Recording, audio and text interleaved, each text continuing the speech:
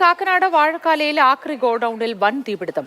സമീപത്തുള്ള വീടുകളിലേക്ക് തീ പടരാതിരിക്കാൻ 15 ഫയർഫോഴ്സ് യൂണിറ്റുകൾ നിയന്ത്രിക്കാനായി ശ്രമം ഇപ്പോഴും തുടരുകയാണ്.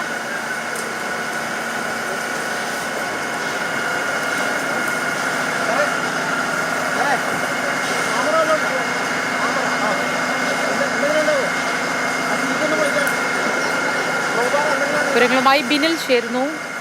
ബിനിൽ, തീ അണയ്ക്കാനുള്ള ശ്രമങ്ങൾ ഇപ്പോഴും പുരോഗമിക്കുകയാണോ? പൂർണ്ണമായി നിയന്ത്രണ വിധേയമാക്കാൻ കഴിഞ്ഞിട്ടുണ്ടോ?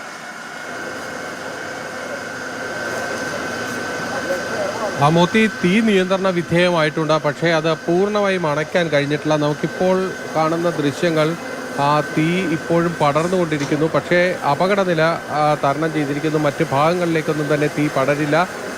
അണ്ടർ കൺട്രോളാണ്. പക്ഷേ ഇപ്പോഴും തീ പൂർണ്ണമായും അണയ്ക്കാൻ കഴിഞ്ഞിട്ടില്ല. അതിൻ്റെ പ്രധാനപ്പെട്ട കാരണം ഇവിടെ ഉണ്ടായിരുന്നത് കൂടുതലും പഴയ വാഷിംഗ് മെഷീനുകളും ഫ്രിഡ്ജുകളും പ്ലാസ്റ്റിക് സാധനങ്ങളും ഒക്കെ തന്നെയാണ്. വലിയ തീക്കുണ്ടമാണ് ഇവിടെ പല സ്ഥലത്തും നമുക്ക് കാണാൻ കഴിയുന്നത്. അനധികൃതമായി പ്രവർത്തിച്ചിരുന്ന ഒരു ഗോഡൌണാണിത്. ഇതിന് യാതൊരുവിധ ലൈസൻസോ മറ്റു സംവിധാനങ്ങളോ ഒന്നും തന്നെ ഉണ്ടായിരുന്നില്ല. രാവിലെ 10 മണിയോടുകൂടിയാണ് ഈ തീപിടുത്തം ഉണ്ടാകുന്നത്. ആ തീപിടുത്തം അറിഞ്ഞ ഉടൻ തന്നെ ഫയർഫോഴ്സ് സംവിധാനങ്ങളൊക്കെ ഇങ്ങോട്ടേക്ക് എത്തിയെങ്കിലും ആ ഫയർഫോഴ്സ് യൂണിറ്റുകൾക്ക് ഈ ഗോഡൌണിൻ്റെ പരിസരത്തേക്ക് എത്താൻ മണിക്കൂറുകൾ അവർ പരിശ്രമിക്കേണ്ടി വന്നു. കാരണം ഇതിൻ്റെ അടുത്തേക്കൊന്നും എത്താൻ കൃത്യമായ വഴികളില്ല, ഇടവഴികൾ മാത്രമാണ്. തൃക്കാക്കര നഗരസഭയുടെ പരിധിയിലുള്ളൊരു പ്രദേശം. നഗര ഹൃദയത്തിനകത്ത് ഇത്തരത്തിൽ യാതൊരുവിധ സുരക്ഷാ ക്രമീകരണങ്ങളുമില്ലാതെ ഒരു വലിയ ഗോഡൌൺ പ്രവർത്തിക്കുകയാണ്. ഏതാണ്ട് 25 ലക്ഷത്തോളം. ഇതിലൊരു ഏറ്റുപറച്ചിലും ഈ ആക്രി ഗോഡൌണിന്റെ ഉടമ നടത്തിയിട്ടുണ്ടല്ലോ ബിനിൽ. അതിലേക്ക് പോയ ശേഷം ഞാൻ ബിന്നിലേക്ക് മടങ്ങി വരാം. അതായത് ആക്രി ഗോഡൌണിന് ലൈസൻസോ അഗ്നി സുരക്ഷാ സംവിധാനങ്ങളോ ഉണ്ടായിരുന്നില്ല എന്നാണ് കടയുടമ കബീർ പറയുന്നത്. സംവിധാനങ്ങളെല്ലാം ഒരുക്കാനുള്ള ശ്രമത്തിലായിരുന്നു എന്നും കബീർ മാതൃഭൂമി ന്യൂസിനോട് പറഞ്ഞു. ഈ ആക്രി ഗോഡൌണിന്റെ ഉടമ കബീർ നമുക്കൊപ്പം ചേരുന്നുണ്ട്. എപ്പോഴാണ് ഈ സംഭവം ഉണ്ടായെന്ന് അറിഞ്ഞത്? ഇവിടെ എന്തെങ്കിലും വർക്ക് നടക്കുന്നുണ്ട്? വർക്കൊന്നുമില്ല, ഒരു മാനിക്കൻ സെറ്റ് ചെയ്യുന്ന ഒരു പരിപാടിയുണ്ട്. 7 വർഷമായിരുന്നു. ഇവിടെ കൂടുതൽ ഈ ഫ്രിഡ്ജ് വാഷിംഗ് മെഷീനൊക്കെ കിടക്കുന്നത്. Fridge washing machine second hand സെയിലുണ്ടോ? സെക്കൻഡ് സെയിലുണ്ട്. ഇവിടെ ഈ ഫയർ സേഫ്റ്റി ഒന്നും കാണുന്നില്ലല്ലോ, സംവിധാനം ഇതിനൊന്നുമില്ല. ഫയർ സേഫ്റ്റി ഒന്നും ഇല്ല. അതെന്തുകൊണ്ടാണ് ഇത്രയും സാധനങ്ങൾ സൂക്ഷിച്ചിട്ട് അങ്ങനെ ചെയ്യാതിരുന്നത്? ചെയ്യണം എന്നുള്ള ഉദ്ദേശത്തിലായിരിക്കും. ഇത്രയും അടുത്ത ആൾക്കാരൊക്കെ താമസിക്കുന്ന ഒരു സ്ഥലമല്ല. അപ്പോൾ ഇതുപോലെ ഒരു ഗോഡൌണൊക്കെ തുടങ്ങുമ്പോൾ അങ്ങനെയൊക്കെ സംവിധാനങ്ങളൊക്കെ ആലോചിക്കണ്ടേ?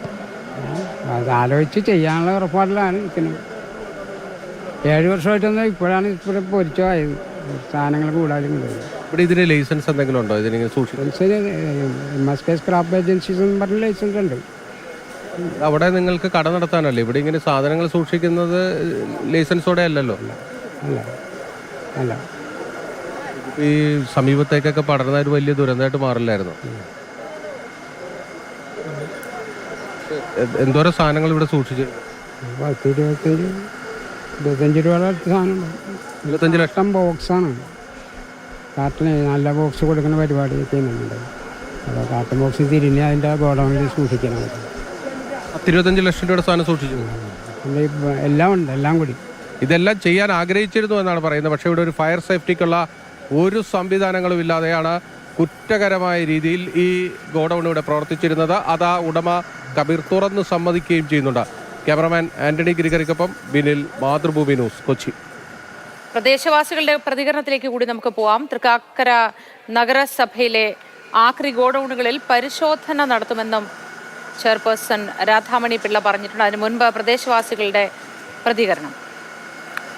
നമ്മളിതിൻ്റെ തൊട്ട് പുറകെ തന്നെ താമസിക്കുന്നത്. പക്ഷേ പുക കണ്ടപ്പോൾ ഓടിക്കൂടി വന്നാ എന്താ സംഭവം എന്നറിയാൻ വേണ്ടി. ഇവിടെ വന്നപ്പോഴാണ് ഇതിങ്ങനെ കാണുന്നത്.